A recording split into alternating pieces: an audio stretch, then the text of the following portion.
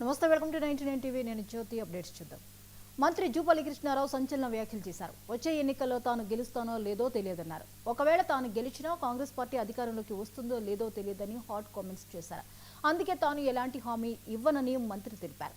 తన వంతు అభివృద్ధి చేస్తానన్న ఆయన ప్రజలకు ఏం కావాలో అని అవి చేస్తానని స్పష్టం చేశారు.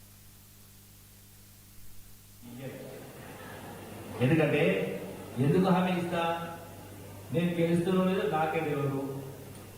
పోనీ గెలిచినా మా పార్టీ గెలుస్తున్నది మాకు తెలియదు. పోనీ మా ప్రభుత్వం తెలియదు.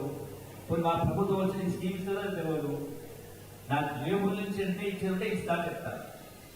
మరి ఎవరు వచ్చారు కదా ఏమని జరగడానికి అది మోసం మాట కాబట్టి నా హామీ ఇవ్వలేదు. ఇప్పుడు కూడా మీరు అడిగిన అలాగే ప్రయత్నం చేస్తా, కానీ నేను హామీ ఇయ్యను. ఎందుకంటే ఎందుకు హామీ ఇస్తా, నేను గెలుస్తున్నో లేదో నాకే తెలియదు. పోనీ గెలిచినా మా పార్టీ గెలుస్తున్నది మాకు తెలియదు. పోనీ మా ప్రభుత్వం తెలియదు. పోనీ మా ప్రభుత్వం వచ్చిన స్కీమ్స్ తెలియదు. నాకు జేబుల నుంచి ఎంత ఇచ్చిందంటే ఇస్తాను చెప్తాను.